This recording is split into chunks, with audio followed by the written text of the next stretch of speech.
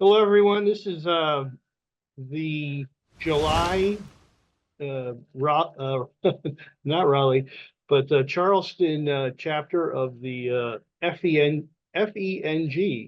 Um, and I'm your host, Scott Netzley, uh, the chapter chair for the Charleston area. And our speaker today is Brian Frohn.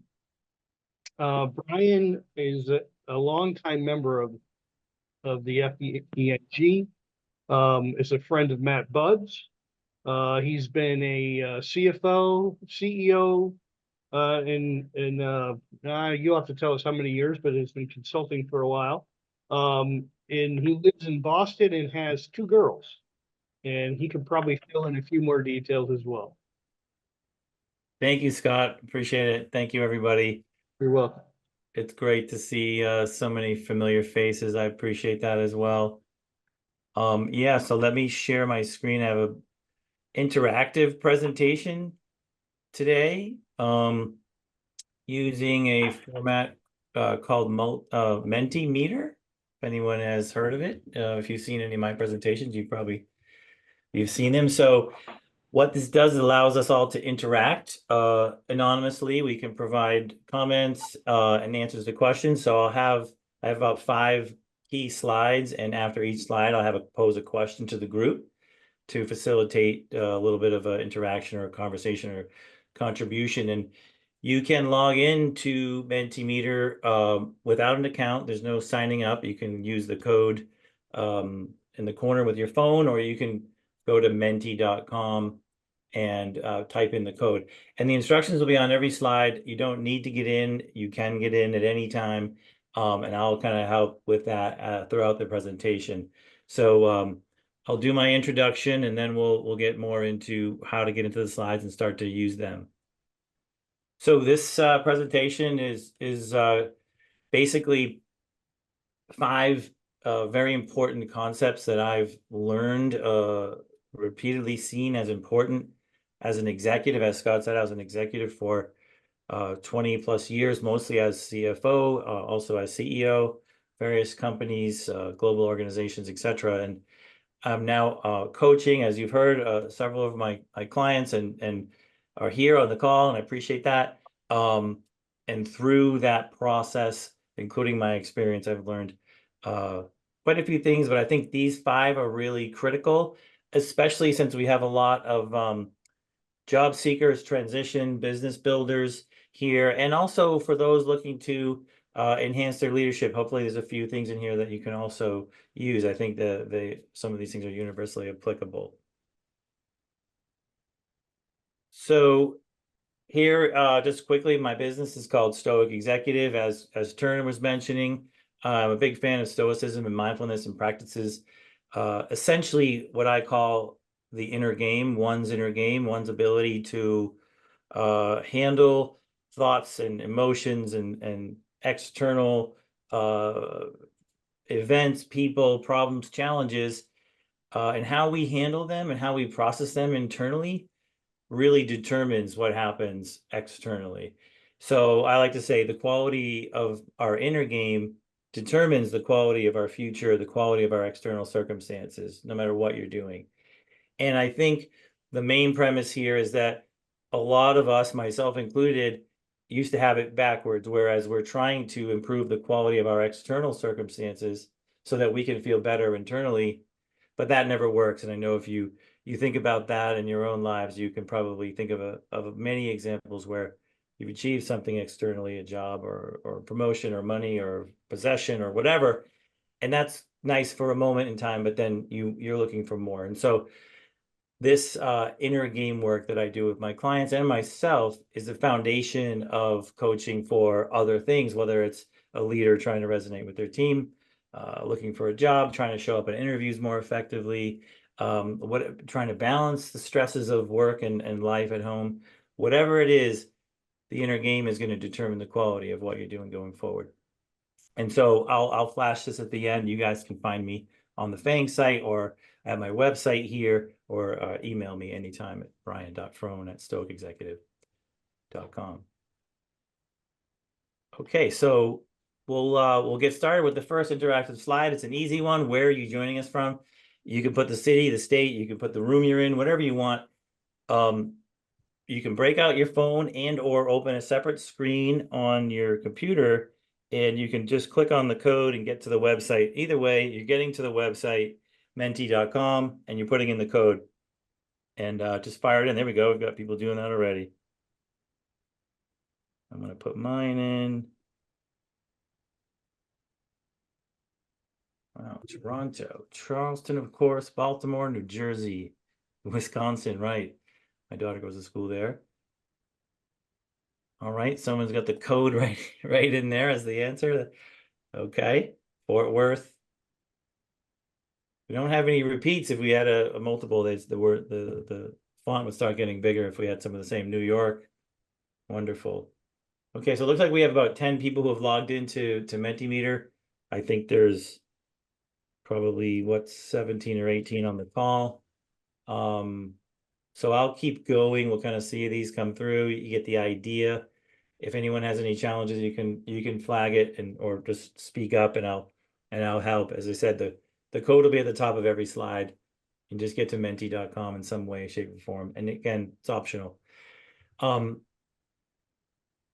quick point, we will share the presentation if anyone is interested. Charlotte will help me do that, but you'll get the presentation plus all the inputs, which will be nice because we'll have that sort of sharing captured on the slides. Again, everything's anonymous in terms of the inputs.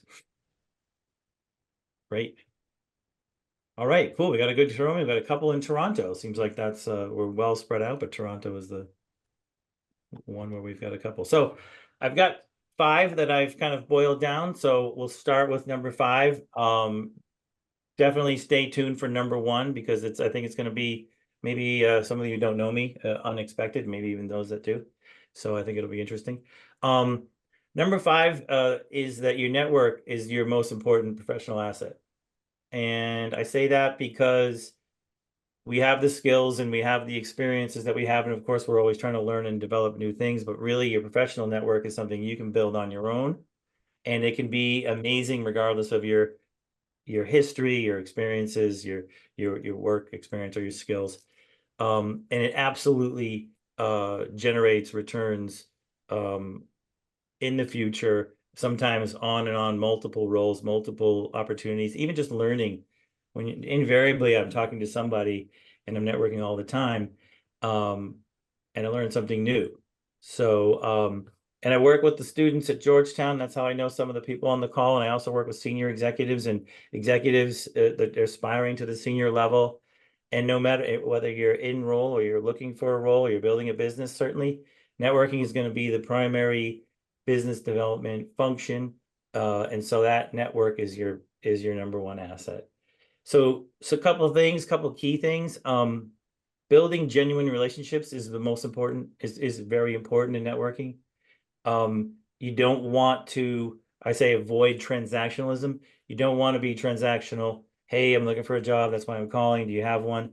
Not only does it not develop a relationship, but it also limits your ability to get really anywhere with that person because they don't know how to help you right away.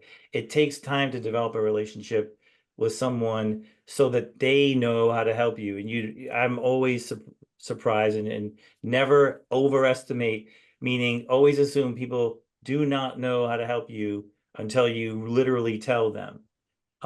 You may be saying, I'm looking for this job or that job, and you're very familiar with the lingo in the industry and the roles. But I can assure you that unless someone's in that same job, and even if they are, they really don't know what you want for them, and they probably underestimate what they can do for you. So it's really important to develop that relationship, asking questions, having multiple calls, following up. You're just trying to add another person to your professional relationships, and you're trying to build on that depth. That's the most important thing. And I think especially when I'm working with students or younger people, but really people of all ages, especially those that are more introverted, and I'm one of those people, and I can tell you that I used to hate networking, and I still do get drained, and I still do, do it as a bit of a labor of necessity, although I enjoy it when I'm getting into it. remember that you are offering yourself. You don't need to have some big offer. If you don't have a job and you're networking with someone that does, that can be intimidating because you don't know what you can offer. But what you're offering is the same thing that they're offering you, which is a relationship with a person, professional networking person, someone who's going to connect. And you're also offering the opportunity to help. Because if you're like me, you love to help people if you can. If someone calls you looking for advice or a connection or an introduction, or even just to have a conversation about learning about how they got to where they are or whatever, people like that. Ben Franklin used to say, if you have someone you really have a difficult relationship with, or you're really trying to mend that relationship, a really tricky one, ask them for help. It's the ultimate compliment. So people want to help and they want to develop relationships. They're human beings. So that's what you're offering. As we go, you can feel free to hit thumbs up or make comments, etc. But we'll pose our first question now. So what I'd like everyone to do is just pop in some of the primary networking challenges you have, or maybe interesting or most important, or maybe most recent.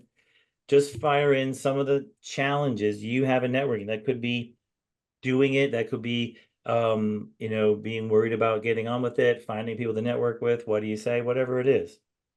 And we'll give about, 30 seconds for people to start popping in responses.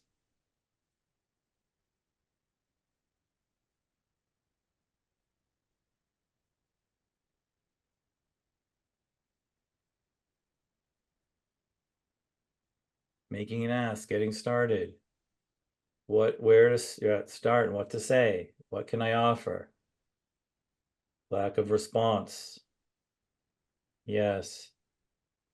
I can tell you in this day and age, non-response, not responding, ghosting, getting to interviews and not having, unfortunately, that's pervasive. Cannot take it personally. I think if I would add number 6 to this list of 5, it would be don't take anything personally. It just doesn't, it's not effective. Plus, it's not you. People are busy, people are overwhelmed. They all probably feel some level of guilt for not responding and they want to respond. They all don't, and that's okay. Yeah, so it sounds like a lot of these comments are about kind of getting a plan together, figuring out what your questions are going to be, and really just understanding that you're adding value by having a conversation, a non-transactional conversation where you're talking about yourself, you're asking questions about them, you're interested in developing a relationship. Of course, you can ask if there's anyone that could be introduced. You can ask if there are job openings in a certain place. But you want to do that after you've already demonstrated your desire to build a relationship, and you want to continue to follow up on that down the line. Far better to have a couple quality relationships than a thousand sort of transactional conversations. Telling a concise story. Okay. Yes, introverts. I hear that a lot with introverts. I can assure you extroverts are also equally challenged in terms of understanding what they can add and having these kind of and going out and doing it different ways and in different types of challenges, but similarly challenged. So you're not alone.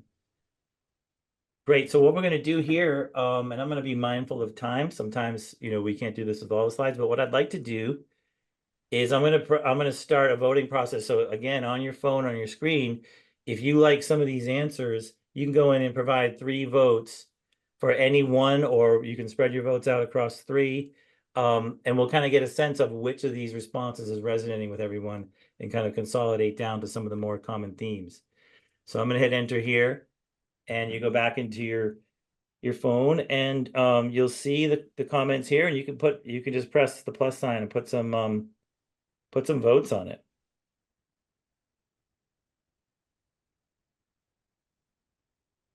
Yeah. Yeah, these are good ones. Take your time to look through it. We have a little bit of time here. We'll take our time in each one of these. While we're waiting, we can just enjoy the presence. Confidence, yes. Insecurity. Right. And then remember to press submit votes. That's one thing I always forget to do. I'll give it a couple more. This is great. We have 13 people in. We've got 11 people voted. Wonderful. So 12 people, okay. I'm going to hit, oh, everyone voted. Let's see what we got.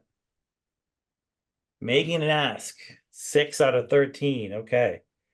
So getting started, making an ask, what to say, those are some of the most common themes. And as as I was talking about, when you're preparing to do your networking, you can have questions are gold because it shows interest.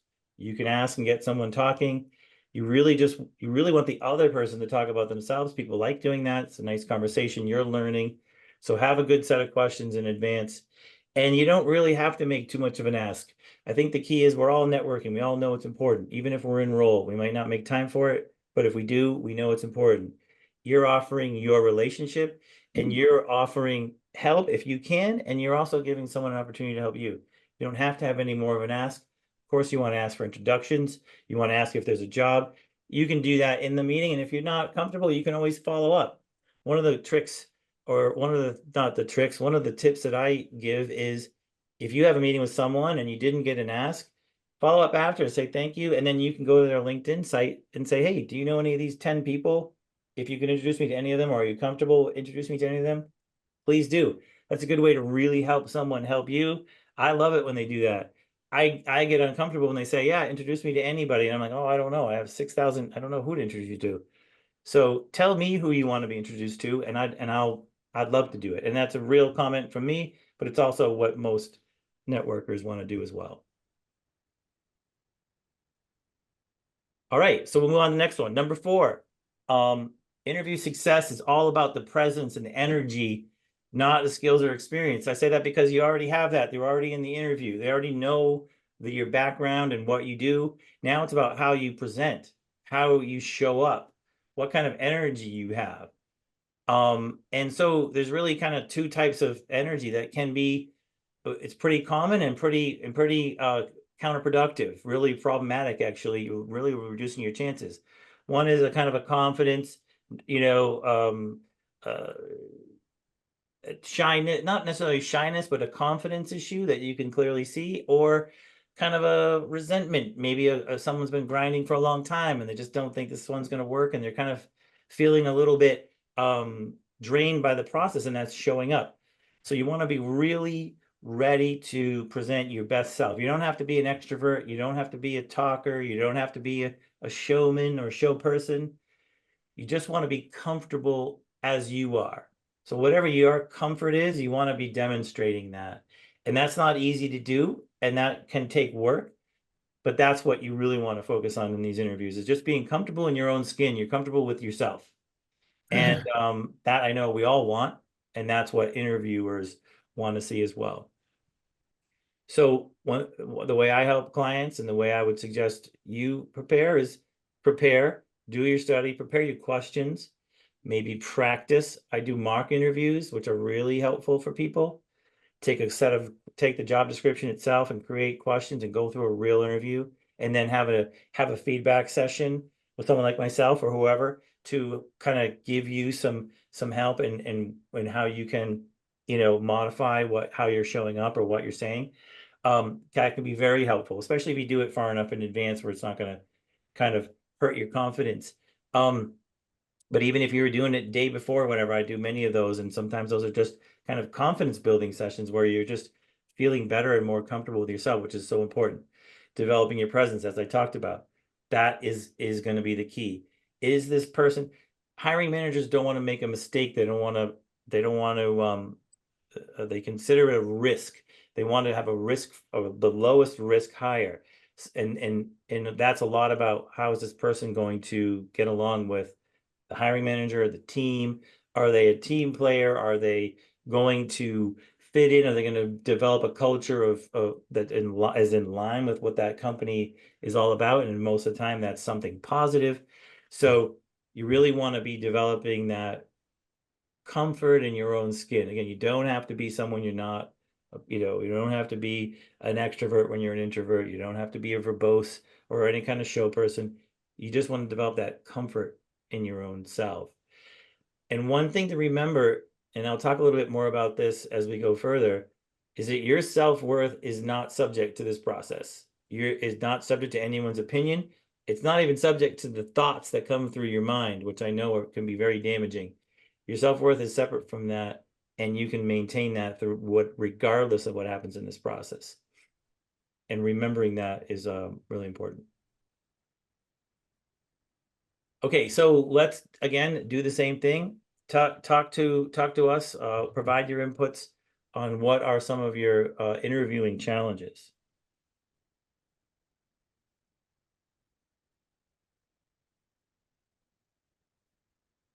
And you can submit multiple if you feel if you want to do that, if your things are popping up.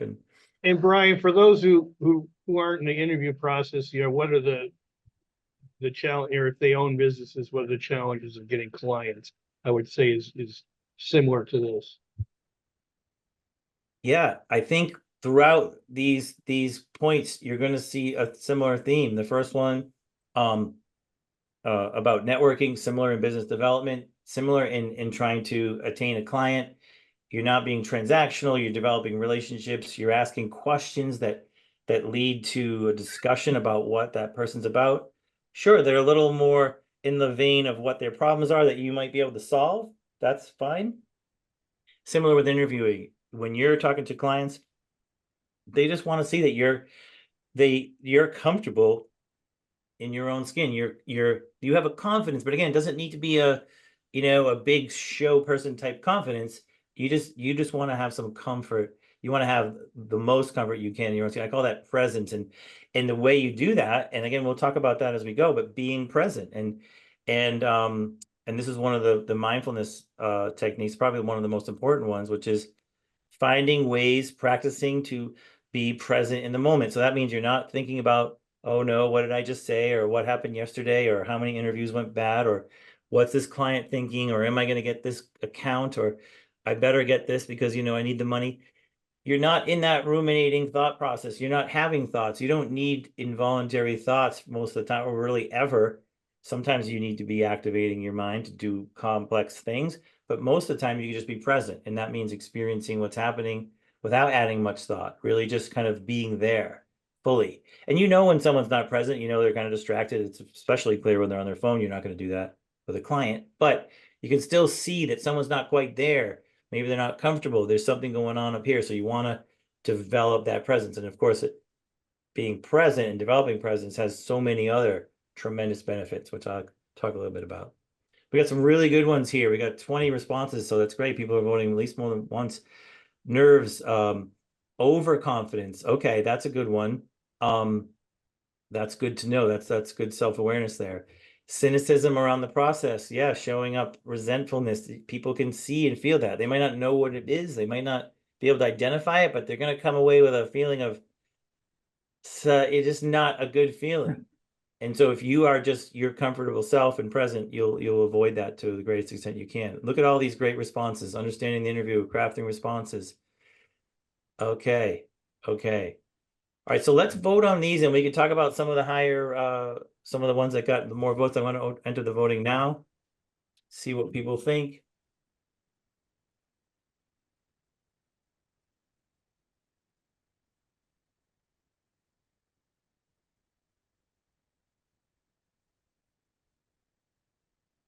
Really good ones here. And by the way, these are all very common. I've seen virtually all of these in some form or another. Fear of rejection, that's a good one. I mean, it's not good, but it's common and it's honest. Okay, so we have 9 voted. Oh, we got an addition to we got 14 on Mentimeter. Great. So everyone has voted almost. One more. All right, we'll close it. Being confident, number 1. Preparation, reading the room on remote calls. Interesting. Making a connection with the interviewer. Let's see, 4.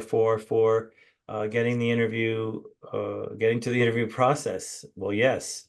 And by the way, if you've got to the final interview or an interview, that's a good thing. The chances are you won't get the job most likely. If you're down to 2, then it's 50-50, but most jobs you're not going to get. And when you're getting interviews, that's a good thing. So build on that. That's an important concept. Most people dwell on the fact that they got ghosted or they didn't get the job. So yeah, being confident. Again, it's about presence, it's about preparation, and it's about really trying to understand and be confident in your own skills and experience and what you can really add. So that can be done in preparation. What are you really good at? A lot of people try to do a lot of things and talk about how they can be many things to everyone, but you're really better off if you hit those things that you are really good at, one or two things or three things, and you really hit them. Because interviewers know there's going to be so many things that you're not good at. Nobody meets the full job description. So you want to nail the ones you do, and you want to come off as your present self, your comfortable self. And that's what I mean by being confident. Again, you're not overconfident. You're not anything that you're not. You're not a showman, or you're not acting in any way that you're not. But you want to be present, and that's something that you can develop. The state of mind where you're not overly ruminating on the past or the future. You're actually experiencing the current thing. And that can also be done by trying to loosen your attachment on getting the job. As you know, the chances are you probably won't get the job, but getting the interview is great. Can you go into it with the goal of getting the job, but you don't have an expectation or an attachment? You haven't sort of started to think about spending the money and all that. It's hard to do. It's easy to start to get carried away. But when you're present, you're enjoying the process, you're at least you're focused on the process, and you're honoring the process in the current moment. And that helps you be confident. And preparing, as I mentioned, mock interviews are good. Researching the company, having a list of questions at the ready that you can always hit when there's moments in space and time. And the more you kind of practice your answers and polish and focus in on the few things that you're really good at, you'll be more prepared. Reading the room is tough on remote calls. And I think there you just want to be yourself. If someone's vibing with you or they're not, there's not much you can do except continue to try to do what you came in to do. Right. We'll go to the next one. So number 3, relationships are more important than results.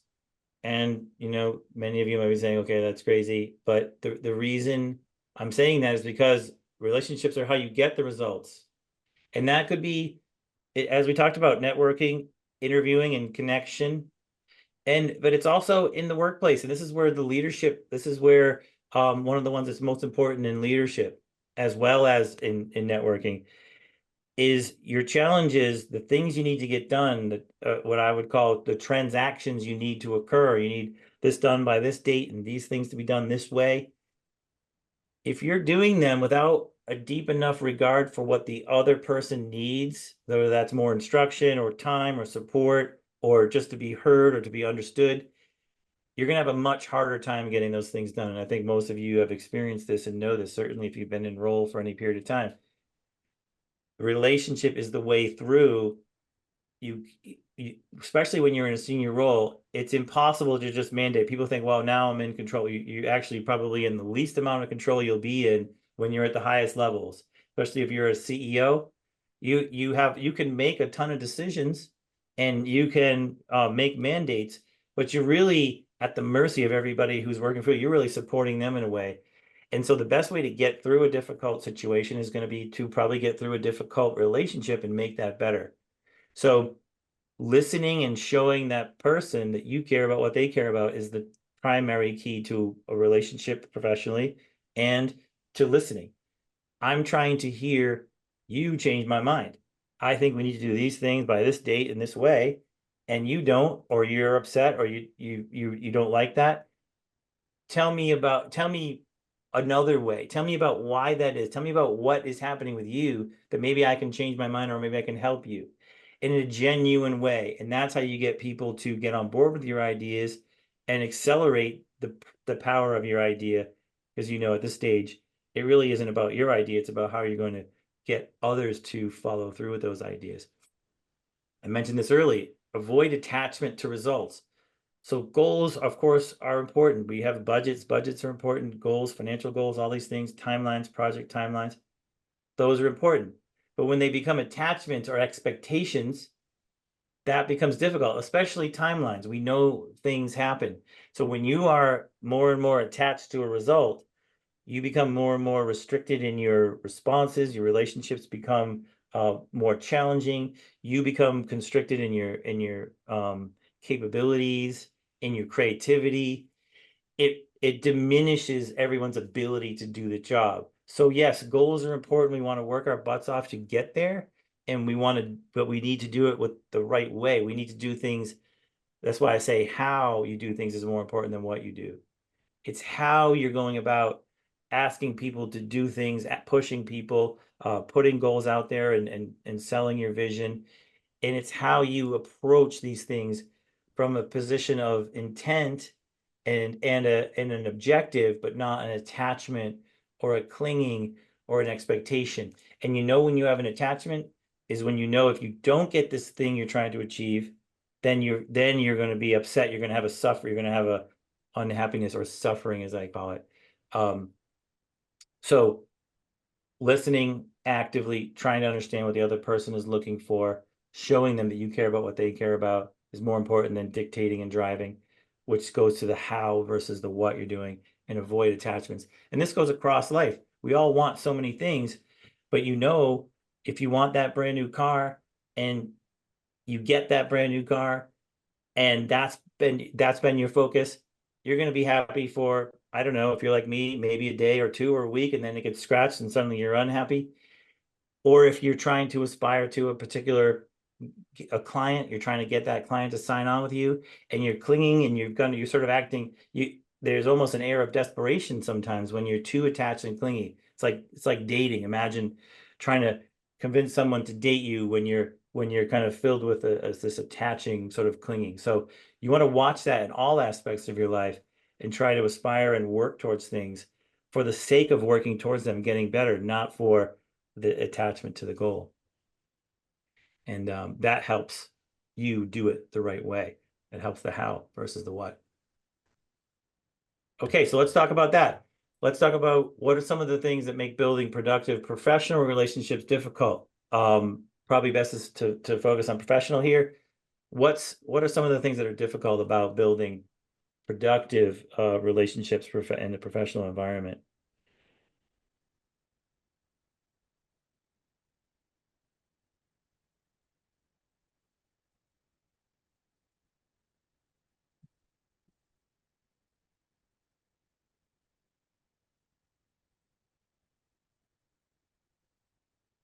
Competition, busy, right? People have different agendas. They have priorities that are different than yours. That's probably one of the number one things. Comp Competition is similar to that. Equality of effort, okay. Drive to get things done. That's right. Gets in the way of building relationships, which then gets in the way of getting things done. It's not because relationships are better than results. It is, well, depends how you think about that, but it's the way to results. So we're not prioritizing because we're just trying to be nice. We're prioritizing because that's how we get it done. And that's also much more fulfilling and effective for the whole organization or whoever you're dealing with. It could be a family, it could be at home. Misbehavior, confidence. Right, right. Really good ones. All right, we've got 18 responses. Excellent. I'm gonna let's see, we've got 35 minutes, so I think we're good for time. We can go for a few more responses here. Lack of understanding about the other person, emotional barriers. Yes. Lack of help and overworked. People have other priorities. That's right. People are all overworked, so helping you sometimes is not in their they're not incentivized potentially. It's harder. All right, so let's vote on these. We start the voting process here. Again, just hit the plus button and hit submit.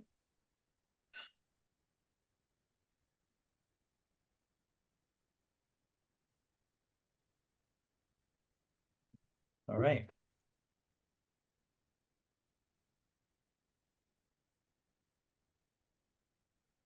Votes coming in. Beautiful. We seem to be adding more and more people to the Mentimeter as we go. That's great.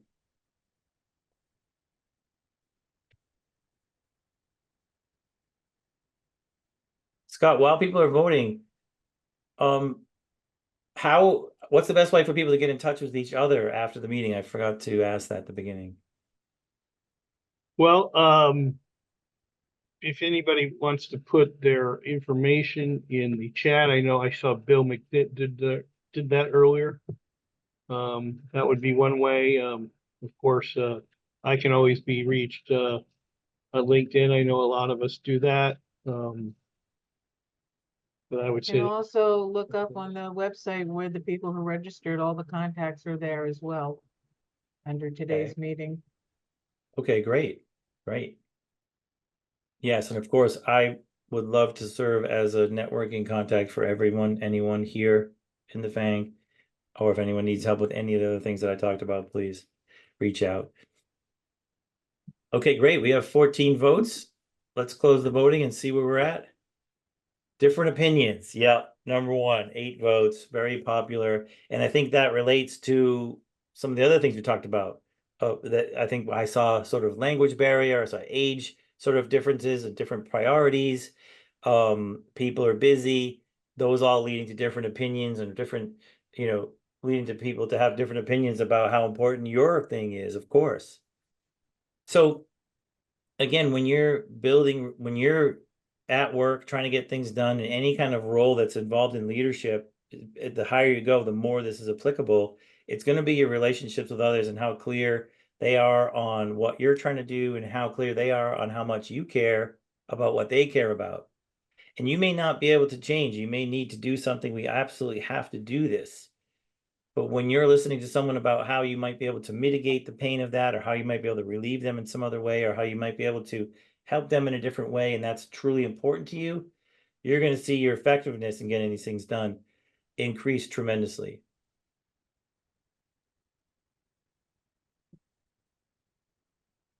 And again, one of the best ways to improve your relationships, any of them, whether they're at work or at home, is by being present. We know this. How many clients do I have that talk about coming home and they're just not present? They're checking emails, they're ruminating, they're trying to rush forward to the next thing and get dinner or the kids. And even just a couple seconds of pure presence where you're not actually thinking about something else, you don't have your phone in your hand, you're not trying to get on to the next thing, you're just in the current moment, is so powerful for any relationship.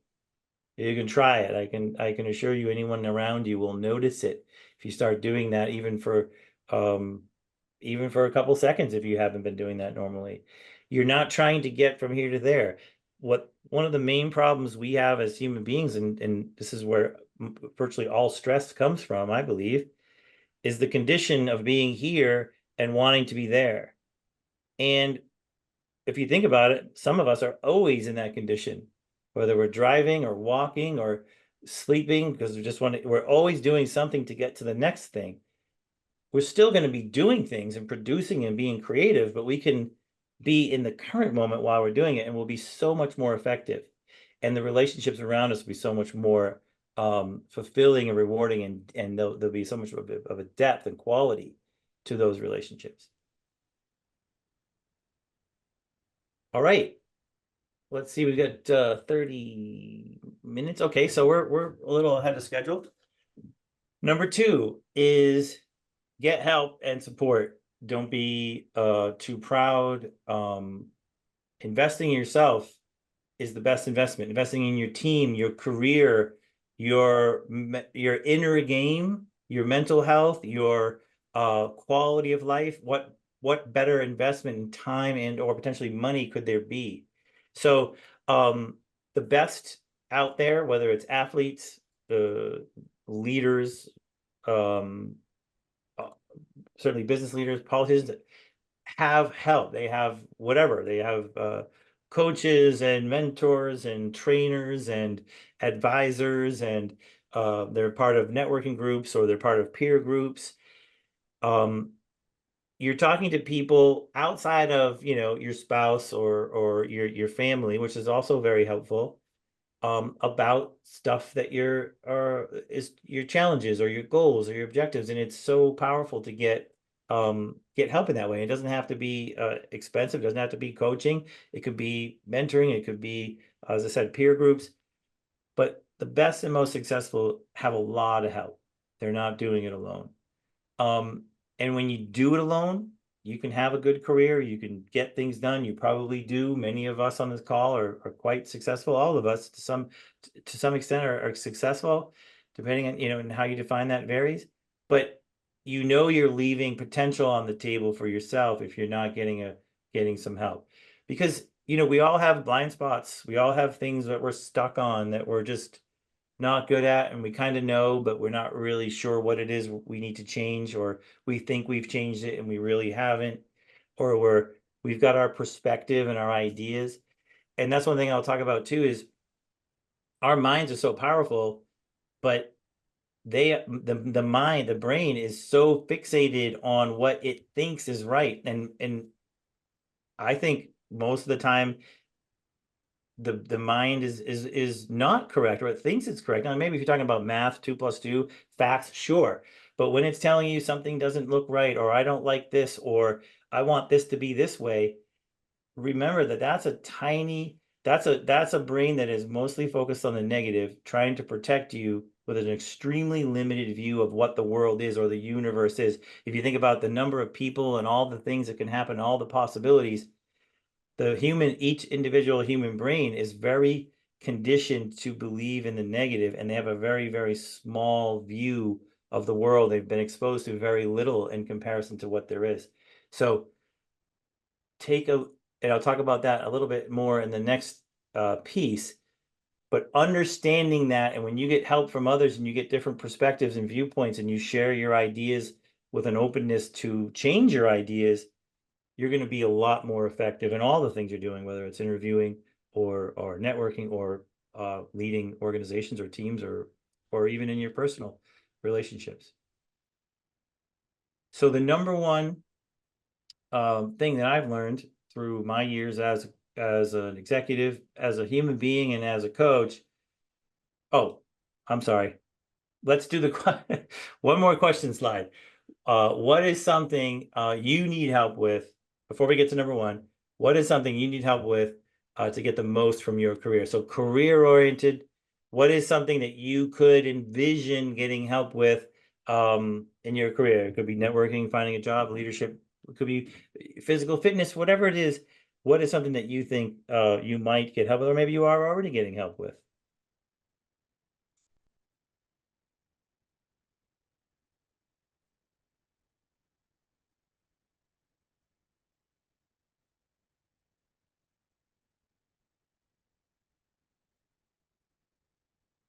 Closing, networking, connection to recruiters. Okay, we'll talk a little bit about recruiters, referrals, networking, executive leadership, navigation, and navigating promotions. Okay, asking for promotions, getting promotions, building real relationships, funding for acquisitions. Great. From an operator to a leader. That's a great one. Okay. So okay, we'll keep getting the responses. I apologize here. I'm trying to jump to number one. I'm so anxious, or excited, I should say. All right, so we've got 11 responses. We've got 11 people on the Menti now. So let's give it a second, and then we'll open up the voting. Interviewing tomorrow. Beautiful. All right, so let's open up the voting here. What is something you need to get help with your career? Closing the sale, networking. Yeah, some real good ones here. Funding, yeah.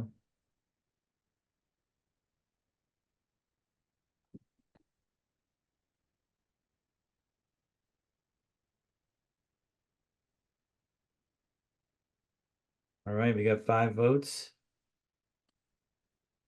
Keep them coming.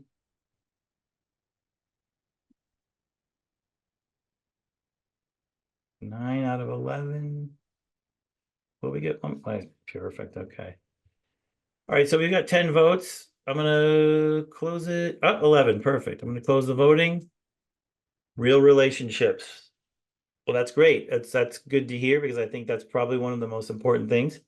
As we talked about, kind of a thread throughout the presentation is relationships with others, and including ourselves, really, is probably one of the most important relationships to understand how to deal with.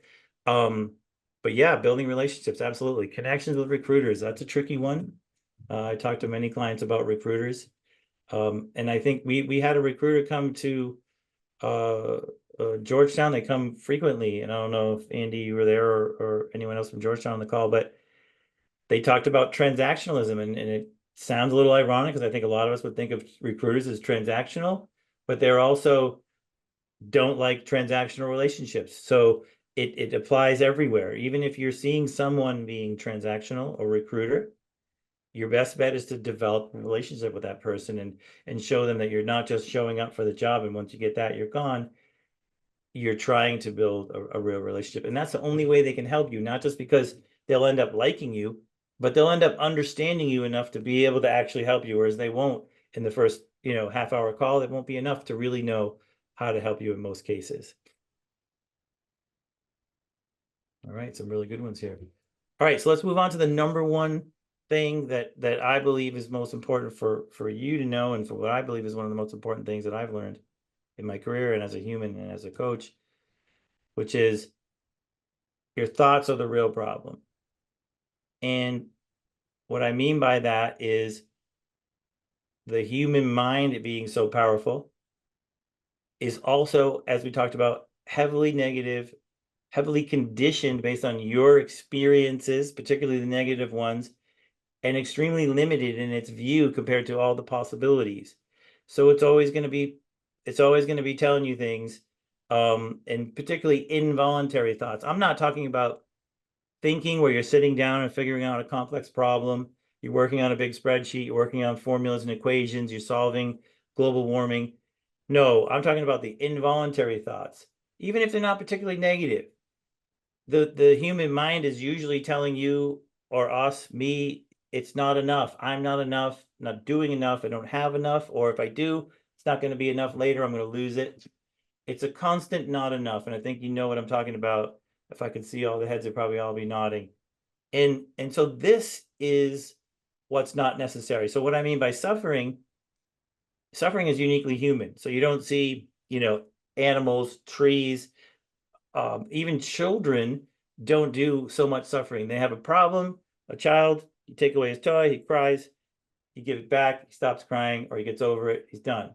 He doesn't ruminate for days about, what he did to the toy and why he took it away, and then start worrying about losing toys in the future. He kind of starts to learn that kind of suffering.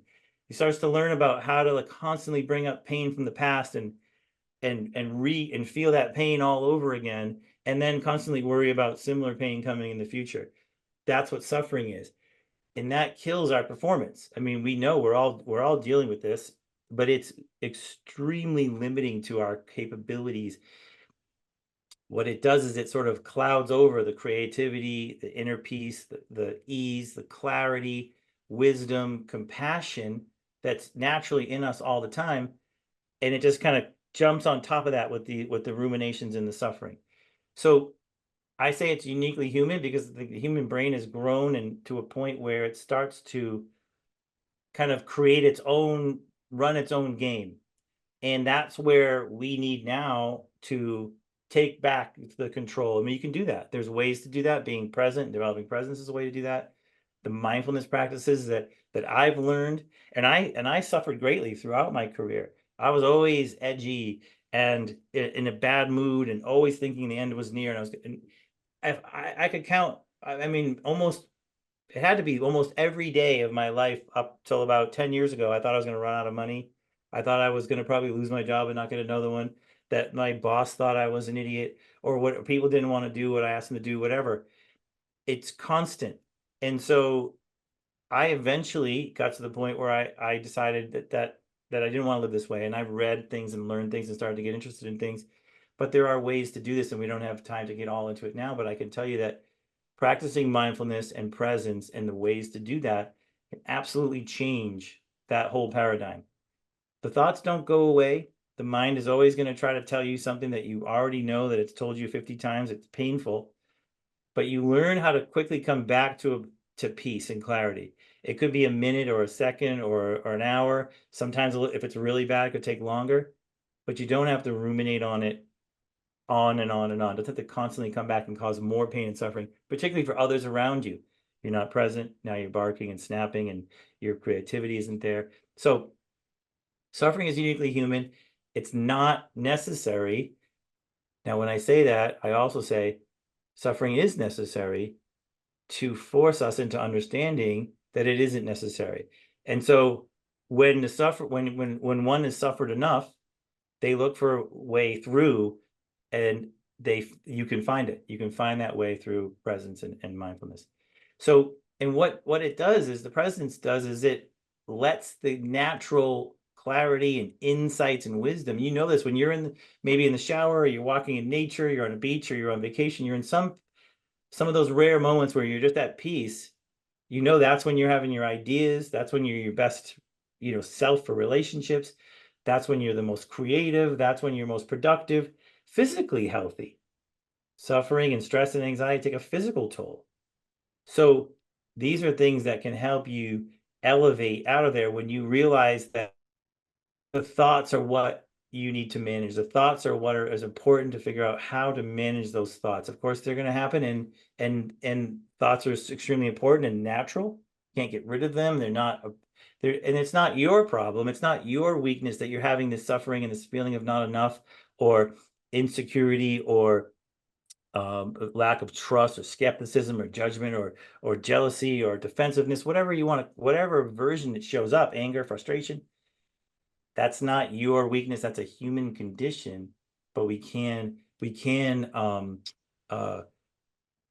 greatly reduce the effect of those things, and then greatly increase the inner existing peace and ease and wisdom that you have there that comes out. So it's not creating that stuff. It's just getting the suffering out of the way, the thoughts out of the way. And the final point on this that really helps is to realize that you are not your thoughts. And so if you guys haven't heard this from me or haven't thought about this, I want you to think about next time when you're having these thoughts, who's watching these thoughts? Who's the one who's seeing the thoughts and feeling the emotions and watching your mind and body go through these things? That's the real person or being behind you. If you want to think about it as the being of the human, you want to think about it as consciousness or soul or spirit, whatever. That awareness, that consciousness of your thoughts is where the true self is.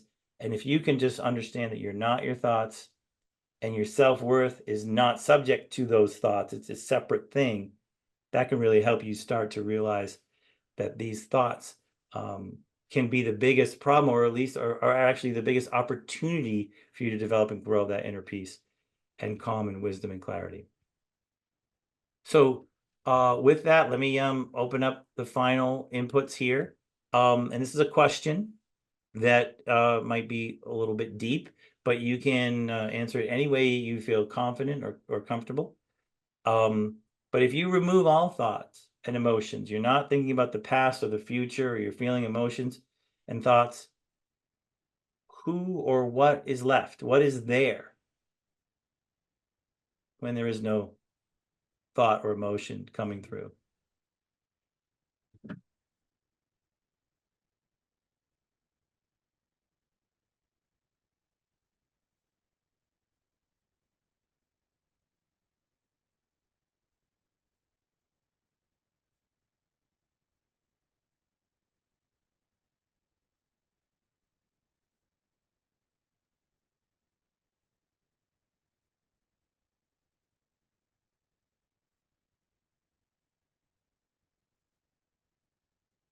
Spirituality, truth, virtue, self, peace, truth, nothing, or core self, your true self, a Buddhist monk. Objective communication. I'm probably meditating. Well, that's good. If we're meditating, that's a good use of time, I would say. All right. Let's see. We have 12 responses. Let's put it to the vote. Final vote. Remove all thought and emotion. What is left?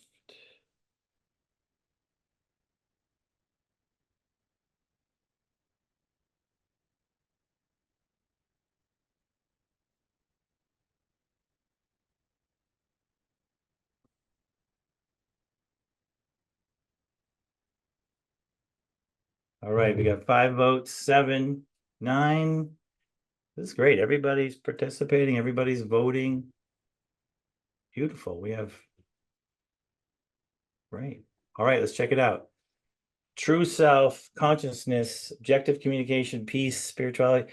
Yeah. We don't have a lot of time to get too deep here, but yeah, I believe that's the true self. That's what's behind um everything there. There are moments of no thought. If you can imagine that, and I would encourage you to try that. It's essentially a form of meditation, is just experiencing things. You're not sleeping. You don't have to have your eyes closed. That's fine. You're just trying to experience, perceive things through your senses, without adding any thought, without adding labels or judgments. You can do this in walking in nature. You can see trees in the sky and you can feel the breeze, but you don't have to name the trees or figure out. You don't have to sort of engage in thinking about anything or judge anything as good or bad. It can be is. That's another great practice, is trying to not put a judgment on everything if you don't need to. It just doesn't have to be a good pen or a bad pen, or it's just the pen, or it's just the air, it's just the situation, the person. That kind of practice helps you be present. And when you're present, you're much better in the interview. You're much better in relationships. You're much better with people, trying to lead them, trying to convince them of something. You're showing up much more confidently and comfortably in your own way. You're confident in the way that you're confident. And then your wisdom and ideas flow and your compassion flows, which is also very important in leadership and relationships, is demonstrating that you care about what they care about, which is essentially a compassion. So these techniques and ideas, I've just kind of scratched the surface here, give you a sense of what you can do to enhance some of these things. All right. Well, unfortunately, the picture came out weird here, but if you can imagine it, that's my picture that was at the beginning. My email address is brian.frohn@stoicexecutive.com, and I can be found at stoicexecutive.com or LinkedIn. And so final question here is how did you like the discussion here for the FANG, for Scott, myself? Give us some feedback. There's 3 questions. Would you recommend this to a friend? Did you learn something new? And I'd like to learn more. And you can kind of put the scores in as you see fit. I'll refrain from voting on this one. Excellent.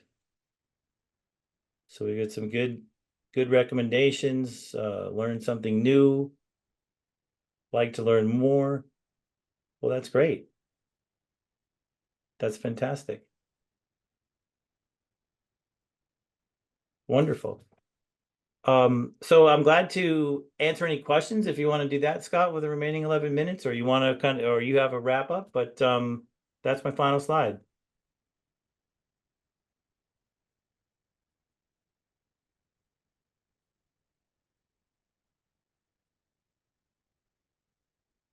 I think you're muted there, Scott.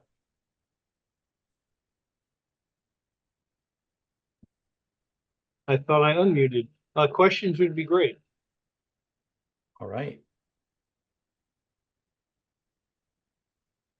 Can we create a slide or some kind of Google Sheet with our information? It's important to know if there are some people in my industry or some kind of, when you get into LinkedIn, you have thousands of connections, but if we have something for this group, it can be helpful. I'm sure Scott or Charlotte could. My answer would be the FANG website is a great place to find everyone here, and I know Okay. Scott had some other comments about how to get to this group. Charlotte, you mentioned that on the registration for this event, there's a listing of those that registered. Yes, if you go to the website and look under Charleston, you'll see now it's going to be a past event, but you can see everybody who registered and all their contact information. You have to log in with your member password because this is not available to guests. I So see. this being able to see all the people who registered is only available to members.